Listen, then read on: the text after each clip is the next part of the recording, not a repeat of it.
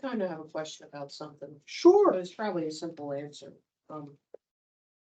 When, you know how you talk about when people die and they're in eternity, that they're lost in time, or there is no time? Yes, Well, they are outside of time. but when you go into the book of Revelation and you see the souls of those that were beheaded for the Lord's sake, they ask How long? how long, as though they're stuck in time, like the earth. You know, what is there beyond time? And we don't know. Revelation tries to do the impossible. And if you go into Revelation with any depth, you begin to understand that. Why is Revelation trying to do the impossible? It's trying to explain godly things that are outside of our, like things that happen in that other dimension that we don't have to see. Yeah, it's trying to describe things that are indescribable. What happens in Revelation 21 and 22? What happens in Revelation 21 and 22? No. The new heaven and the new earth. What about it?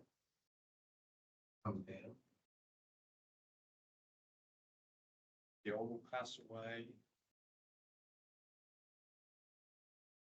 What is going on in Revelation 21 and 22?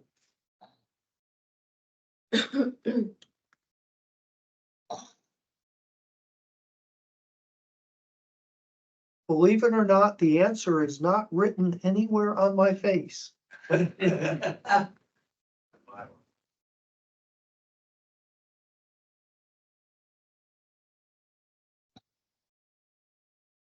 What's happening in Revelation 21 and 22? So what? Oh, the what? The description of this eternal place, the new heaven, the new earth, and the new Jerusalem. And what kind of things do we see in this description? Things that you can only imagine because you've seen them on earth. What's there? What do we see? The different stones, the precious stones. Precious stones. Where are these precious stones? So you have a foundation made out of precious stones. Like, What else do you see? Yeah, streets of gold. What else do you see? You see jasper this and pearl that, sapphire, all these different things. What else do you see? No sun or moon. How big is this New Jerusalem? The big square. 1,500 miles roughly. 1,500 miles. So it's 1,500 miles wide. So how big is that? Here to Florida. Okay, if you're going north and south from here to Florida. so it's obviously bigger than the real Jerusalem. I mean, I don't mean the real, I mean The current Jerusalem, or any other Jerusalem that has ever existed, any time in any place, or any other city that has ever appeared anywhere on earth at any time or any place. So it's 1,500 miles. It's from here to Florida. How about the other way? Same thing. Missouri.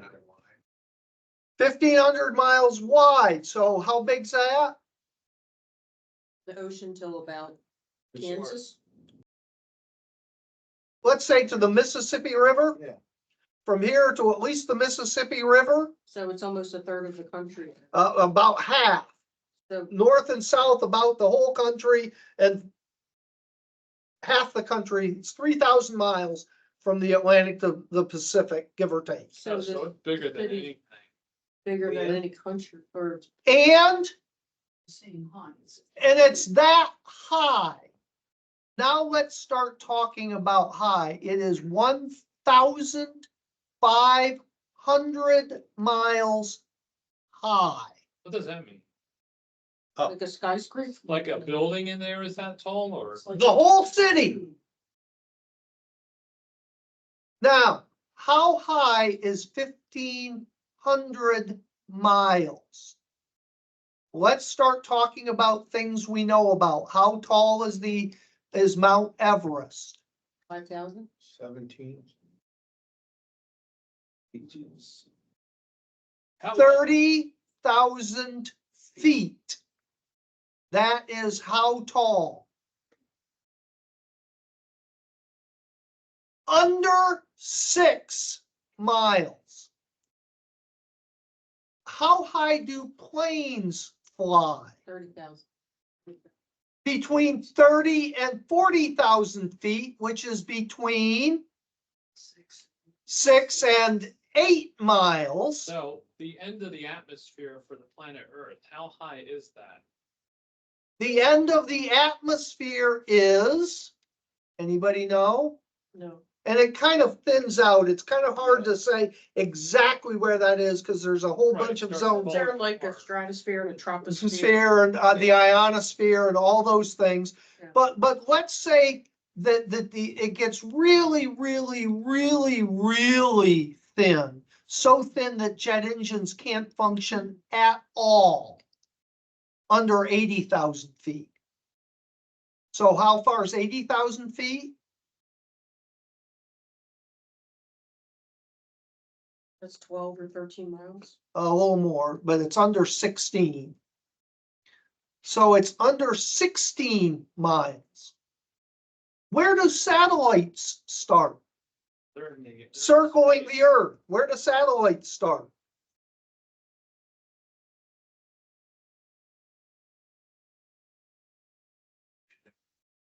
Science class. Science, yeah.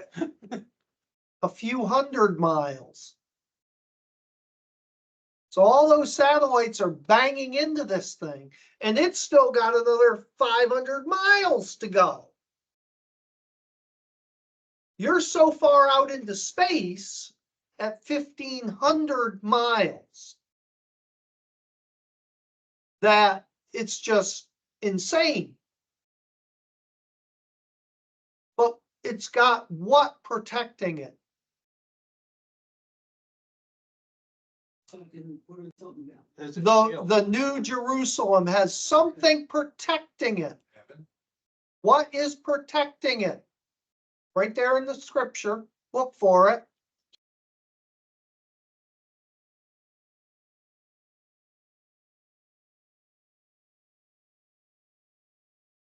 Well, you mean at the top or? you- No, I mean protecting that city. Isn't it- There's a wall. That wall is marvelously high wall. Isn't that what it says? What's your translation say about that wall?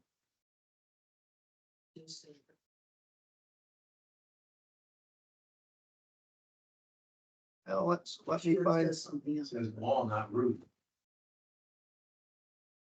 let me find, What, that height? I don't think you're making it to the top of the wall. I'm not, Even if it's got rocks to climb on there it. you go. You'd be- Hey, now you're talking rock climbing. Yeah, exactly. Oh, my new body. Well, hopefully you'd be on the other side, so you wouldn't need to climb the wall anyway. Trying to get in. And It a says great the angel high made wall, the it wall says. using human measurement, and it was 144 cubics thick. okay.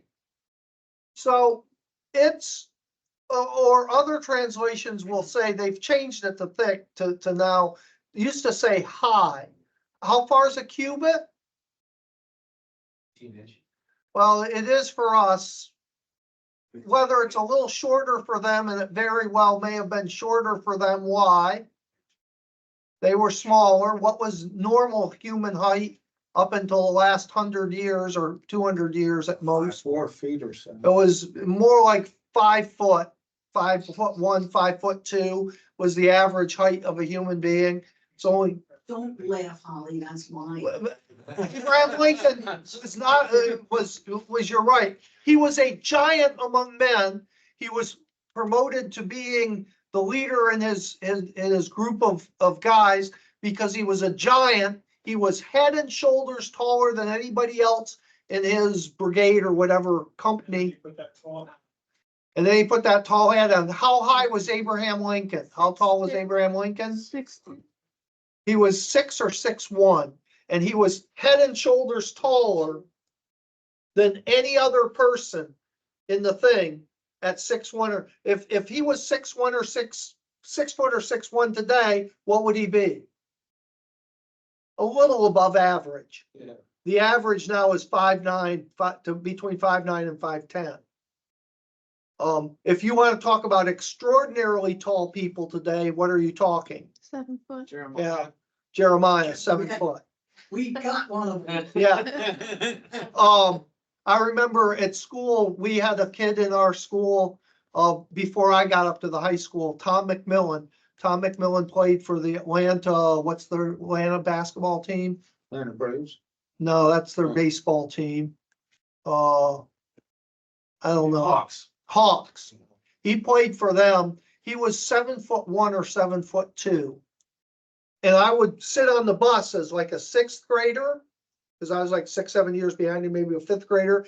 And I would watch all the seniors and juniors, because we had kindergarten to 12th grade all on the same buses at the same time. And I'd see the sea of high school students come out to get on the bus where they just picked us up at the elementary school, and they'd be all coming out, and there's Tom McMillan, and they were coming up to like here on him. Because he was 7'1" or 7'2". But Abraham Lincoln was that big at 6'1". So they were much smaller proportionally. But let's say 18 inches. How high or how thick is 144 cubits?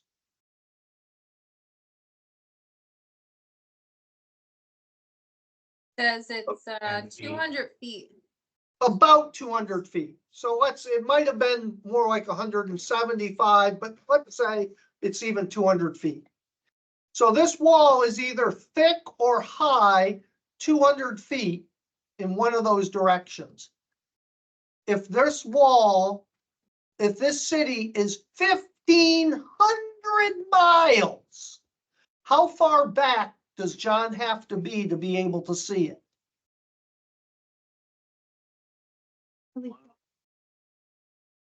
How far back to have something in your vision to be able to see Maine and Florida at the same time? How far back do you have to be? You can obviously from orbit, but it's a long ways off. He didn't have a spaceship either. And you can see a wall that's 200 foot thick or 200 foot wide. How wide is the wall of China? And you cannot see it from space. You That's can't? that is a myth. Oh. That is a It's myth. gotta be the ultimate border wall. Yeah. I mean, But again, so what does this point to? When you see these kind of discrepancies, what does this point to in Revelation? That these numbers may not be literal, but figurative. They are pointing to something. When he says this city is 1,500 miles from one end to the other and 1,500 miles high, it goes up into space, and they didn't know what space was. What is he maybe saying? It's just it's very more than you big. can imagine. Unknown. It's more than you can imagine, and that it's so big that it would fit everyone that should be there with plenty of room. No one's crowded. So is all of heaven encompassed inside of the New Jerusalem? There's not. Apparently not. There's a new heaven and Jerusalem is between them. Oh, okay, yeah, that's what I was wondering, because even when it talks about a river flowing, Yeah. it's down Yeah. through the city, it's not going out of it, it doesn't say. Yeah, and how does a river flow from up in orbit? So it points to, he's trying to tell us things that we simply do not have the language to comprehend. The same thing is with time. So when it talks about time, whatever there is, they apparently know that something happened before something else. there's some sensation of, but what does that mean without time? How do you measure your life without time? How do you live where there's no yesterday or tomorrow? Where everything is today? Because they must be able to see what's going on in the earth, because Yeah, they know that they're not being punished for their stuff yet. so my point is, they are operating on a level that we cannot explain or comprehend. Well, can I also ask another question Sure. about that scenario? Like, if those people they died and they're in glory, no matter how they died, why would they care how they got there? If they're in glory, they're with God, like, wouldn't that just, Why would they care? They're limited to a certain place at that time. No, why would people care about how they would die? Those are the levels of reward. Perhaps, but basically that's saying something about what attribute, if their concern is about their rewards, what does that say about them? What is their prime motivation in that instance? Wouldn't think anything good, but I've said that to you for Which years. is They got some more- itself, Jewel, self. Why would they be concerned about how they were killed?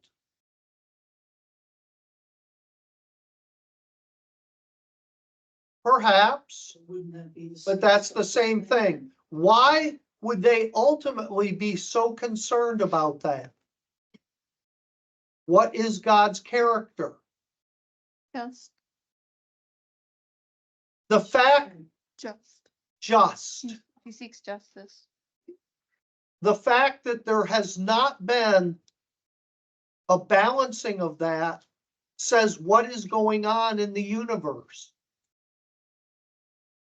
The fact that people have not been held accountable for their deeds says what? Injustice is still prevailing. That person whose family member was murdered and they can't catch the person. Or maybe they catch the person they think they did it, but they can't get the evidence to convict them. How does the family feel? Just. Because they feel betrayed because of that lack of justice. And these people are saying, God, you haven't held them accountable. The whole system is corrupt and you're letting them get away with it. Just today, I had that thing, the SRO came in and talked to those kids because they were just throwing food. Such a little thing, right? Why not just overlook it? They pay maintenance people to come in and clean the thing. They have to get out the mops and mop it all up and sweep it all up and clean it all up. But hey, that's what they get paid for. Why not just let them go ahead and do it? And what happens if we just let them do it? They'll keep doing it, it'll escalate. And what has happened in the world here in Revelation? Why has Revelation begun to happen?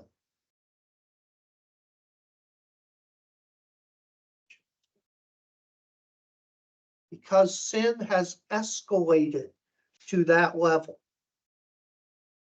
What's the whole course of Romans 1?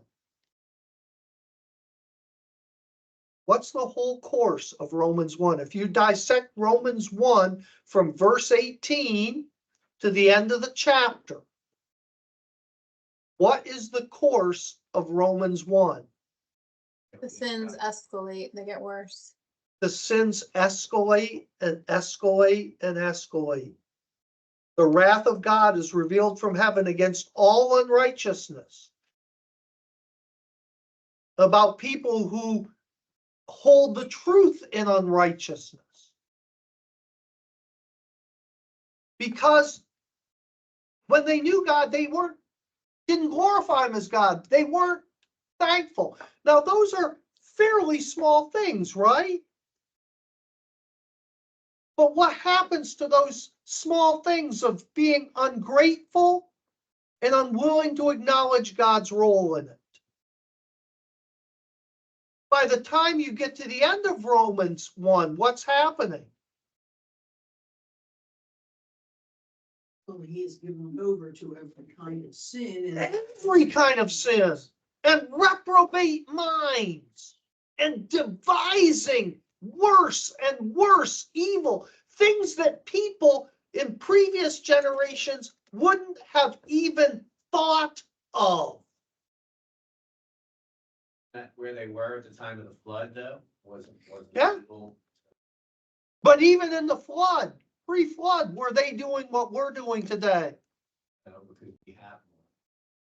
Was there anyone in the pre-flood that were saying, let's take 6-year-old children, convince them that they're not a boy or not a girl, and then give them chemicals to begin changing their minds, their brains, so that that doesn't function like a boy's brain or a girl's brain, and then mutilate their bodies to turn them into something else? They weren't doing that. Well, I mean, like, from what I read in, like, when God destroyed that city, well, a couple cities, they were literally just raping people in the street. Sure. We're not doing that, at least. Really? Yeah, it's going on. Really? So- Look at Philadelphia, you hear it all the time. Look at those girls, they're all the time, that people coming over from other countries and. Right, yeah, it's just. Yeah. Yeah. Doesn't make the news because it's not popular. Let's just talk about a certain island where a former president, and we're not talking Donald Trump here, the evil orange man. We're talking about the father of, you bet we are, Yeah. and his wife visited on a regular basis, where they took kids not much older than Summer, maybe not even as old as Summer, and kept them there as basically slaves. There are reports that say, and this is sick stuff, that there are probably in the world today, as a gross number, more slaves than at any time in human history. And that there are probably more literal slaves in the United States today than at the height of the antebellum South. And that they are shuffled around the country in trucks, in the backs of trucks, from truck stop to truck stop, and from safe house to safe house. And unlike in the South, where what was the purpose in slavery? Farming. Yeah, labor. Yeah. Doesn't make it right, not justifying it, but this is even worse, because what is the purpose of this slavery? Yes, Pleasures, yeah. and that is not just women. It is also little boys and little girls. Why is anyone doing it? They can when they can. Why? Probably some of the ones in charge are the ones doing it. When you got the president going to a sex slave island, along with congressmen and senators and media figures and moguls that run Hollywood and the news organizations, Shines the light on too many people. who exactly is going to do something about it? They'll end up being dead. The attorney general that those presidents appoint? The reporters that work for those moguls in charge of the media? Who's going to go after these people? Some local sheriff? Well, what happens when, and there's been a number of them in the last 20 years that have tried to go after these people, these coyotes that bring a lot of these women across the border into the United States and children. What happens when some sheriff, what's his name, Akaya or Ohio. When they go after people like that, what happens to them? Best case scenario, they lose their job. Worst case, they're found hanging in a cell somewhere. Right. Or the state attorney general goes after them for corruption.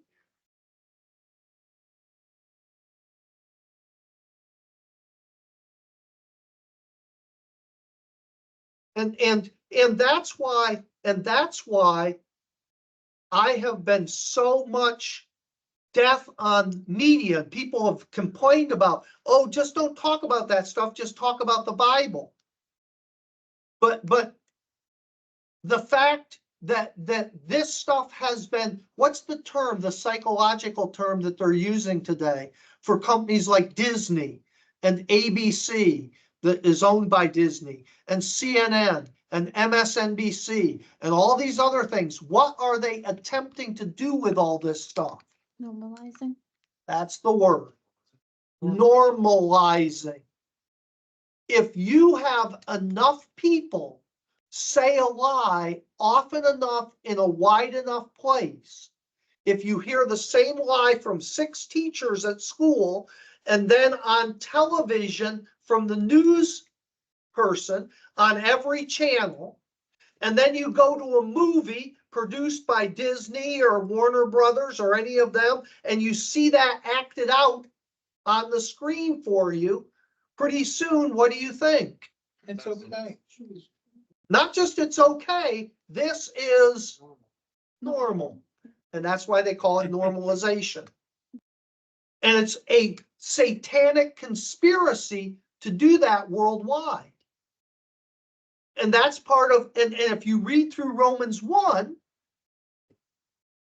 that's exactly what happens, right? Because how does Romans 1 end? What is the end of Romans 1? Go back 1 verse to where that thought starts. It starts, they are senseless, faithless, heartless, ruthless. Although they know God's righteous decree that those who do such things deserve death, they not only continue to do these very things, but also approve of those who practice them. See, what is that? Homosexuality. Well, not just that. It's all of this. It's making it normal. There's the biblical description of normalization. Not only that, but like on the Supreme Court right now, Ketanji Brown Jackson is trying to take away a lot of the First Amendment rights because they're calling it misinformation. Yep. How dare you say that Yep. these things are true? And what's the other attack on that? Misinformation and what's the other term? Hate speech. Hate speech. And we were talking about this in Sunday school. What's the term that they have for hate speech other than hate speech? Aggressive. Aggression, verbal aggression. Why are they deliberately calling that? Or they'll talk about just a white person being in the room is a, what's the term they use? Microaggression. A microaggression. Why are they using that term? Make it normal. Why are they using that term aggression? Because if someone's aggressive towards them, then they can be on the self-defense. They can be self-defending them. Because what is your right against people who practice aggression towards you? Self-defense, To what level? whatever it takes. Up to and including Yeah. killing them. So if speech is an aggression, the fact that I won't call a him a her, or my presence in a room is a microaggression that justifies them in Killing you. murdering me or taking me out and putting me in a gulag or having me re-educated. or disappeared. Because you see, I started it because I was aggressing against them. And we simply neutralize the threat of his aggression. Do you see that? And so therefore, when a guy walks up 4 years ago behind a man that had a red MAGA hat on and shoots him in the back of the head, and the district attorney refuses to prosecute, what was the justification? Aggression. That red hat was an aggression. He was simply defending himself. Israel needs to be destroyed. Why? They're aggressors. But the Hamas attacked them. Oh no, they didn't attack them. They were defending themselves against Israeli aggression by living in their land. Do you see how this works on both the international and the local? And so if I go into school and I call a man starting to grow a beard with hair on his arms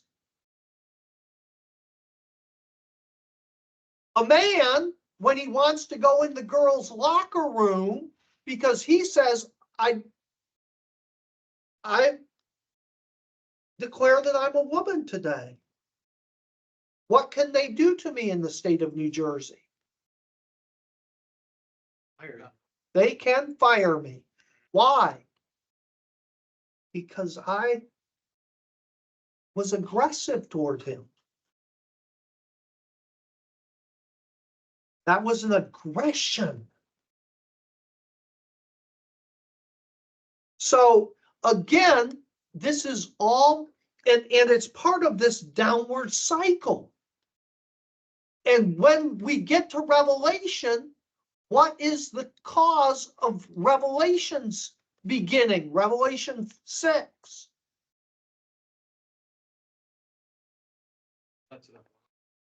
Yeah.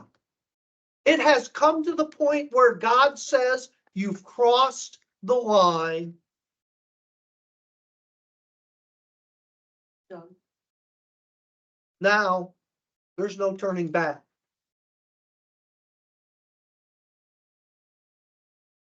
And of course, what is the example of that we have in history? Well, all the cities that God destroyed. Those are small ones, but what's the example that we have of that in history? The flood. Noah. The flood, Noah. Oh, That was the last time that God said, I've had it up to here. Done. He let it grow and grow and grow and grow and grow. He gave them chance after chance after chance. Now we've reached this point. what's really sad is, in comparison, there was a lot of people on the planet at the time of the flood, right? Who knows? But there was only what, like 8 or 9 people? Eight. People that made it. Yep. And plus they didn't have all the technology like we do, but yet they still sinned just as bad, if not worse, You probably. don't need Yep. technology to sin. Well, I know you don't need technology to sin, but I mean, it's more rampant with the technology. It's It's more just different. worldwide, yeah. Well, but I think she's right that it's also more rampant. And it's more easily accessed. Yeah. Yeah. You were in the sixties, if you grew up in the sixties, I remember as boys, we would go into the stores and they had magazines and we would go and look at the, when we get kicked out all the time as, 13-year-old boys. Now you can do it on your phone, right? Yeah. You know what I mean? And nobody even knows. And then the next step of that was the 80s and what happened in the 80s. Yeah, the rise of the videos. And that all started with, you had to go to some seedy store somewhere. Now you just download it onto your computer. That's not even the only sin though, it's also murdering and. Murdering. And again, now, And now you can just gamble right from your phone. You don't yeah, have to. gambling, Yeah. I mean, that's like fast and furious, every. Yeah. At the end of it, they put gambling problem. yeah, Yeah. Yeah, I love it when they play the commercials and they have the big thing at the bottom, gambling problem. Like, so you're advertising for both, they must have a stake in the other company for Yeah. the gambling problem. Mm. So you hire them for both, to get the gambling and to get rid of it. So consider. probably the only invention that has decreased sin is what? Well, I'm thinking a physical object. Somebody pointed that out to me and it makes perfect sense. Is the gun, believe it or not, Which they're trying to take away. which they're trying to take away. Why did the gun decrease sin? Great equalizer. Yeah. Before the gun was there murder. Yeah. More than now, way more than now. Way, not even comparable to now. Why? Because they had things like swords and spears and bows and, You can do it with your bare And hands. rocks. but specifically, I'm talking from, say, 1,000 years or 1,500 years BC up through, let's say, the 1600s. They had all those things, but what did that do?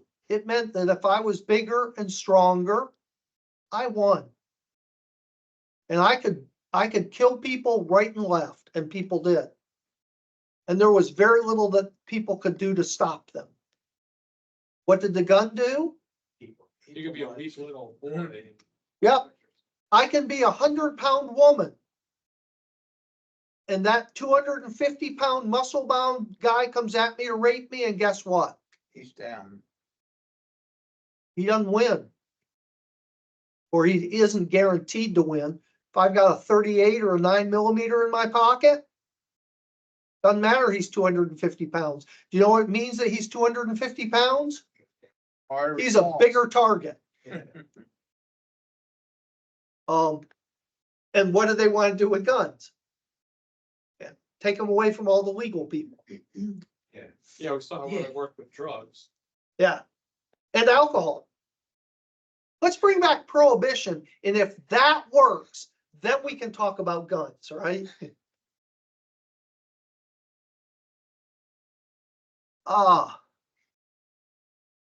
But coming back to the thing in Revelation, that's why if you look at what's probably the best verse in the Bible about heaven or eternity, the most accurate verse, literal verse in the Bible about heaven. It's more than you can imagine. Yeah, Right. 1 Corinthians 2, what is it, 14? Not, it's either 9 or 14.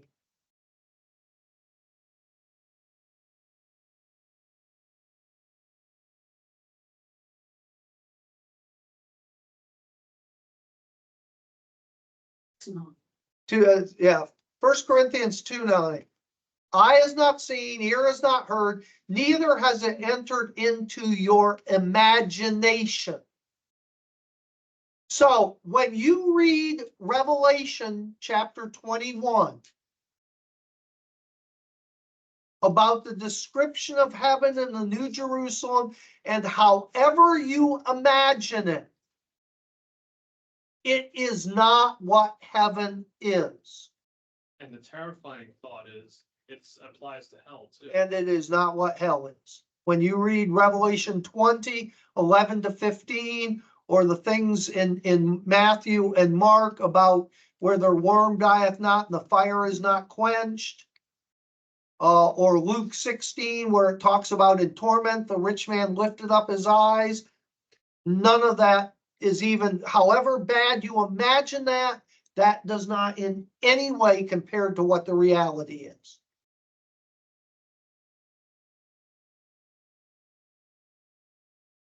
I had a it was a secular college and a secular class, but it holds even more so for this.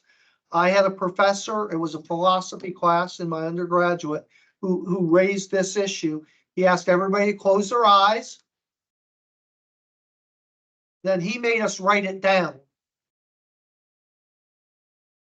Because he wanted us to commit to it. He said, I want you to close your eyes and imagine a monster that you have never seen before. So think about that. Close your eyes. A monster that you have never seen before. Okay, you got one? And then he made us write down a description of it.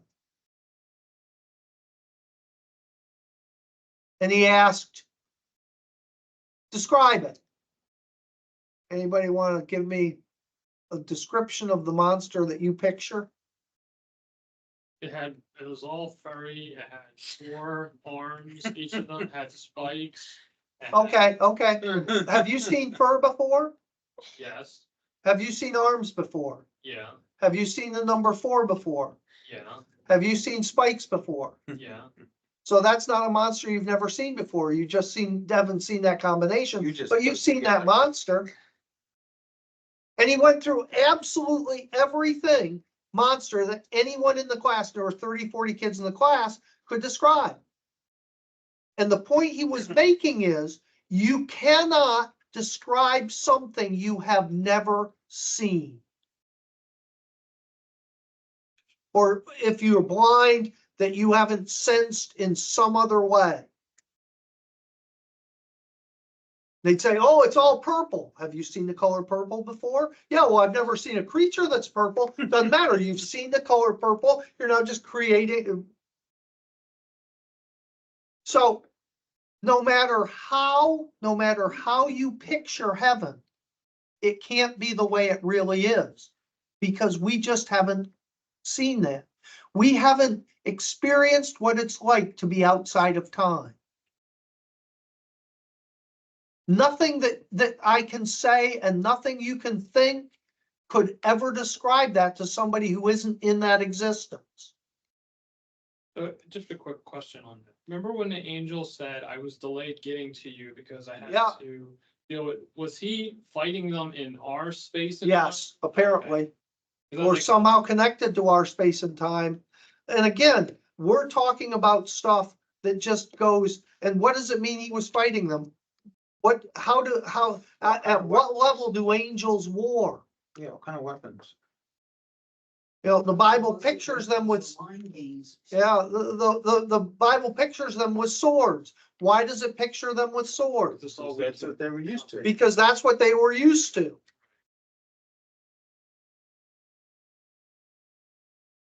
Why is the New Jerusalem surrounded by a wall with gates?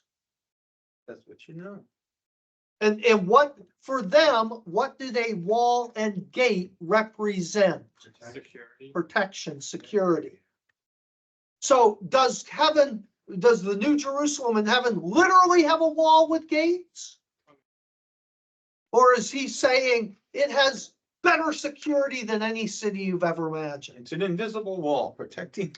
Who's gonna be there other than the people that would like? So, and again, that's another one of these things where it doesn't make sense, because is there any evil being outside of hell at that point? Yeah, they broke out. No, so who is there to attack this city? So can you see that John is trying to paint a picture about things we just can't comprehend? And can we comprehend the stuff today that they couldn't? Like you said, Sure. how to explain a car. Yeah, we've seen it. Yeah. Yeah. Well, just in that city, the description of that city, a city that's 1,500 miles tall. Now, we understand, could they understand today what that implied? Did they know that if you go up 10, 12 miles into the atmosphere, there's not enough atmosphere to breathe yet? Right, no, they've never been. And certainly no one in the Middle East had a mountain high enough that you even got to the point of oxygen deprivation. People living in the Himalayas knew that. And not the people living in Israel. The highest mountain in Israel or that part of the world is Mount Hermon. That's what, 6,000 feet? Don't you suppose that a wall, since Jerusalem is a walled city or was a walled city? It is, still is. That would establish this is. Yep. Yeah. But again, the question is, is that literal or is that projecting exactly that thought in the way that they could concretely understand it? That makes you wonder, Yeah. to be honest. And that's why Paul says, eye hasn't seen, ear hasn't heard. You simply cannot imagine. If your eye hasn't seen it and your ear hasn't heard it, you can't imagine it. It is a physical impossibility for human beings to imagine something they have never seen. Plus, it doesn't just say hasn't heard and hasn't seen, it says nor entered. Yeah, nor entered into the mind. Imagine having like a car, like remember the Yugo? But imagine that was the only car around and you had one, it was bright and clean. That would be like nothing else, anybody else, everybody else had a horse, even though it wasn't the greatest, be way better than a horse. Then all of a sudden, somebody comes and gives you a Maserati, right? And then you're going, what is this? You know, it would mean nothing. Or to get around then, a Humvee. Screens and stuff. Yeah. Yeah, Yeah, I remember in Back to the Future, like, oh, he's kidding, hon. No one has a TV in every room. Yeah. yeah. And now people don't even have TVs anymore because they're always watching their cell phones Or iPads. or iPads. Remember when Dick Tracy had the Yeah. Watch. the wristwatch? See you over there. And now here they are. Yeah. My son has one. And Jeremiah just got one too. So God has to accommodate himself to us. What's 1 Timothy 3:16. 1 Timothy. A lot of people know. Myself approved of the God word. No, that's 2 Timothy 2:15. A lot of people know 2 Timothy 3:16. All scripture is God breathed and is profitable for yeah. But what's 1 Timothy 3:16? Beyond all question, the mystery from which true godliness springs is great. He appeared in the flesh, was vindicated by the Spirit, was seen by angels, was preached among the nations, was believed on in the world, was taken up in glory. What's the biblical word mystery mean? What's the biblical word mystery mean? Something that can't be explained. Something that cannot be grasped by human understanding. It's not like the Agatha Christie mysteries. In other words, somebody's hiding somebody and you gotta be really smart to figure out the clues. It is something that is beyond human understanding. Something unknowable by humanity. And what are they talking about there? What is this great mystery? What God is. Not a complete enough answer to be correct. God has planned for it.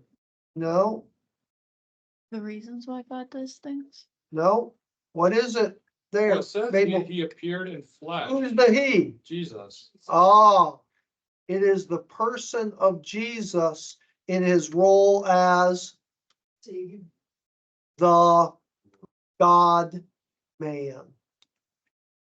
Oh, trying to understand how God can be man and God. How he is fully God and fully man is a mystery that is, and that's what it talks about. He was seen in the flesh, vindicated in the spirit.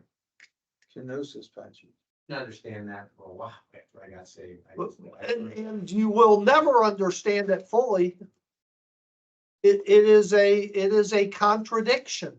It defies our laws. It is outside of our realm of possibility. The other thing that does say is though, he put aside his godliness to take human form, so. Yep. But he is still, God. he has taken back up his godly nature and he is still the God man. So at best, we can reconcile it to our mind so we don't have to keep dwelling. So at best, we can accept it by faith. Yeah. But understand it, reason it out, figure it out, never happened. Just the fact that he was the second Adam is hard enough to understand, you know what I mean? Like, the world of, because Adam was created to dominate over the world, and that's just what he did, as the second Adam. But the other part of that is the whole world, the whole human world is based on what? And we've proven that in the last 30 years. This truth. In what way is Adam the first Adam? Because everybody. It's not just that he had dominion. Because everybody shares the same DNA. Because every single human being on earth is the product of his DNA and Eve's DNA. And they proved that with the Human Genome Project in the 1990s. Even though they still think we come from apes. Yeah, but they proved every single human being had a common ancestor from 100 and some thousand years ago, they claim. But every human being, doesn't matter how far spread you are, doesn't matter if you're in Australia, an Aborigines, in the jungles of South America, doesn't matter where you come from, everybody came from one man and one woman. Now, if you go to 1 John, what does that say about that? 1 John 2. And then we're done. What's 1 John 2 say about that?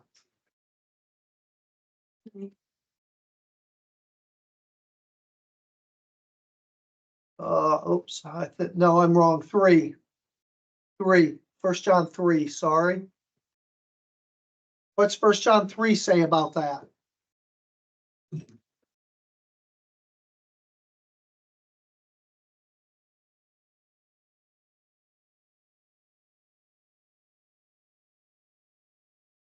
Anybody find the verse?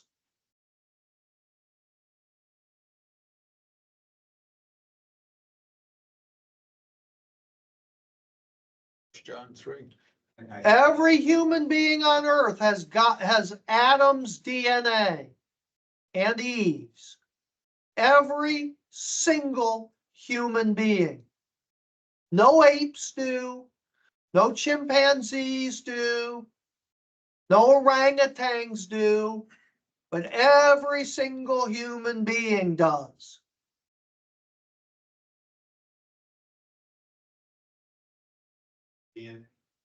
Verse 9. I had 8 or 9.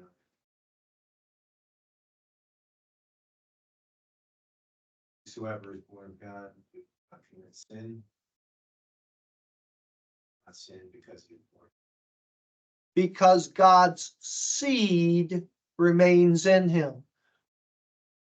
Jesus was the second Adam because it is what? His DNA that makes up the church. You have to be born of God through him, his seed. But first we have to be born of Adam, and then we have to be born. Yep. And that's why you put that together with the other thing about spiritual seed. And what's the other thing? It's not in 1 John, but it's in John. But there's another thing about spiritual seed.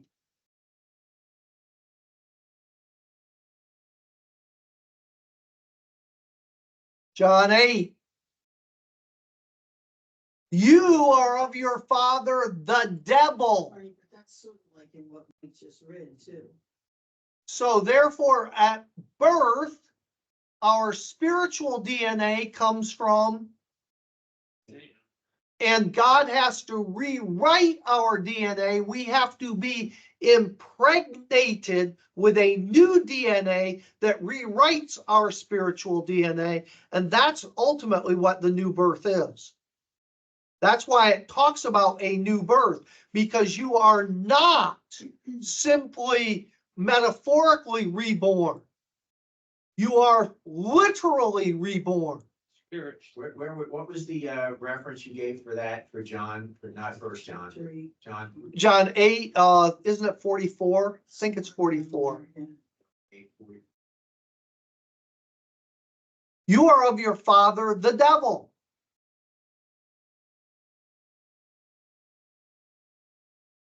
Isn't it 44? No. Oh, no, I'm sorry, Yeah, 44. You belong to Yep. your father, the devil. yeah. Yep. yeah, I was a little- Yep. So at birth, and the new birth is literally God's rewrites our DNA. And you are born of God as a new creation, different DNA. And you would say it's our spiritual DNA. Correct.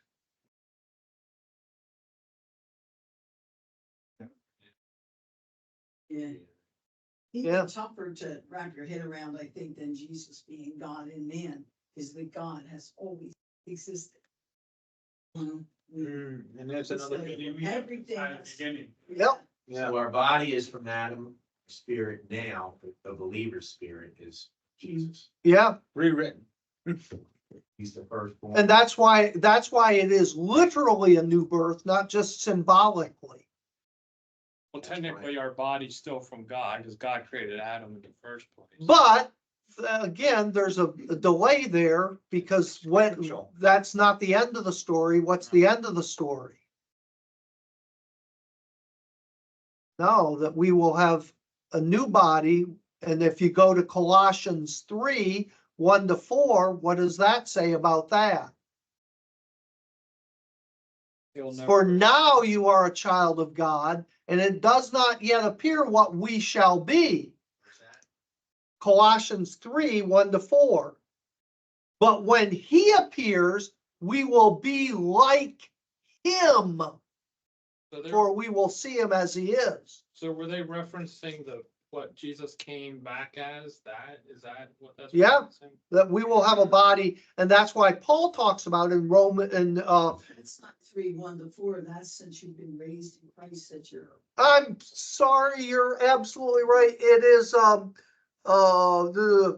1 John 3. Sorry. 1 John 3, 1-4. You By are the way, absolutely Our right. bodies will be flesh and bone, but it doesn't mention blood. Right? So. Who knows? Blood. We don't know what will. Paul says about that in 1 Corinthians, it's sown a physical body and raised a spiritual body. What does that mean? Paul says, you don't know. The Jesus, life of the flesh is in the blood. The life of Jesus, that yeah. flesh is gonna be different. Don't know. Jesus transported himself. He went through walls and stuff. Yeah, that's what, Yeah. that's what I'm talking about. Don't- Blood's physical. It was first John, right? 1 John 3. Yeah. Hey, guys, Yeah. one quick question. With all the fossil record that we have now, we always see all these layers of animals, but they don't talk about people, all these layers of, seeing all these people in there. Any reason for that? You know what I mean? Like it's so much animals, but you don't see that much. Maybe there is, but I don't. I personally explain that because I'm an old Earth creationist. I have no problem believing the Earth is 4 billion years old. And that God created animals, and each of those days of Genesis 1 are very long periods of time. Yeah, but the animals and the And the- earth was destroyed at one time, so why aren't? But the animals predate that by multitudes of, however long ago the flood was, and let's talk about a most probable time for that is something in the 15 to 20,000 years ago time frame. That there were people The fossil record says people have been on Earth about 100,000 years. The death before that. Was there no death before Adam? Well, first of There all, you go, you can go around. yeah, Yeah. that's true, All right. but See ya. how long was it from Adam to Noah? Well, you don't know, because When you count I mean, Methuselah was still He- alive then. and- yeah, maybe. But the problem with all of that is, in those genealogies, just because it says so-and-so begat so-and-so, what does that mean? You're saying there could be Yeah, other they don't keep records of everything, only the important. I'm Yeah, not smart enough to come up with that. I'm gonna stick with the. well, the problem is that term simply means ancestor of in Yeah. Hebrew, because they don't have an individual word for father versus grandfather versus great grandfather versus 10,000 generations removed grandfather. You see that with Melchizedek's, Yeah. Yeah. He's the grandfather of Belshazzar. So you don't know how many generations are skipped in that. It's true. And those generations probably came from what were called staff rods or clan rods.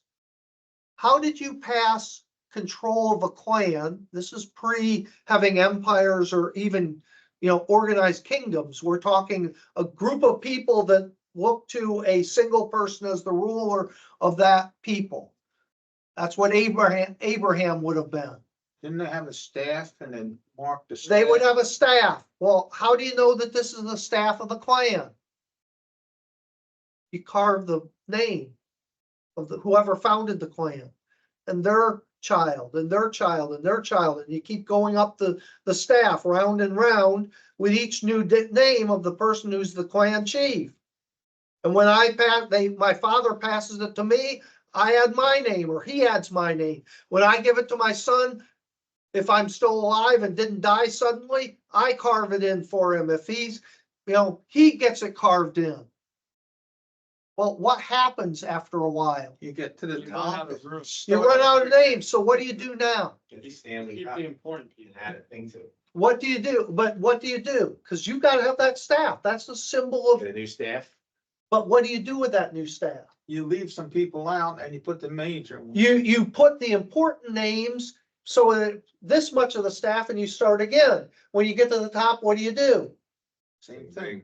Now, you go through 10 or 15 of those staffs, how many generations have been left out? What we have, I believe, it's the only thing that makes sense for those thousands of years minimum between Adam and is we have the staffs that were compressed down to this big multiple times. So when it says so-and-so, we don't know how many generations they left off of the Johns, Tims, and Mikes that didn't matter to the genealogy. But this guy was important. We'll keep his name in there. This guy, he did some really big things. He stays in. Yeah. See you.